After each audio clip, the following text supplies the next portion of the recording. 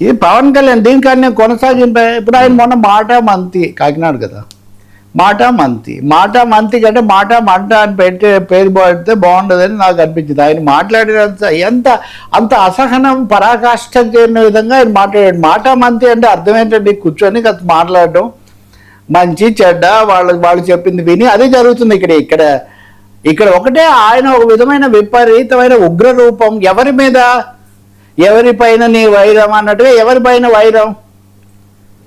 అది మాట మంతి అంటే సివిల్ డిస్కస్ ఏమనాలి, కన్వర్జేషన్, పౌరులతో సంభాషణ అంటే వాళ్ళు చెప్పింది వినడం, మనం వినడం, పౌర సమస్యలు ఏంటి, సూచనలు ఏంటి, సలహాలు ఏంటి, దిద్దుకోవాల్సినవి ఏంటి, అది టూ వే ప్రాసెస్. అది రెండోది అధికారికమైందా అనధికారికమైందా? అధికారికమైంది అనుకోవాలి, ఎందుకంటే వెనక ప్రభుత్వ లోగో ఉంది, ప్రధానమంత్రి ముఖ్యమంత్రి బొమ్మలు ఉన్నాయి, వేదిక మీద జిల్లా ఎస్పీ కూడా ఉన్నారు, కలెక్టర్ కూడా ఉన్నట్టున్నారు. కాబట్టి అదేమో అధికారిక సభ.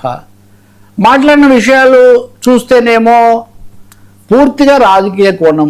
ఆయన ఎవరిని వదిలిపెట్టలేదు. ఇప్పుడు ఇందాక మనం తీసుకుంటే ఒకటి ఆయన ఇస్తున్న మినహాయింపు ఏమంటే, తన కొడుకు తప్పిపోయి కనపడకుండా పోయినప్పుడు ఫిర్యాదు చేసే హక్కు తల్లికి ఉంది. ఇది ఒక్క మాట చెప్పి ఇంకా మిగిలినంతా అటు నుంచే రివర్సే.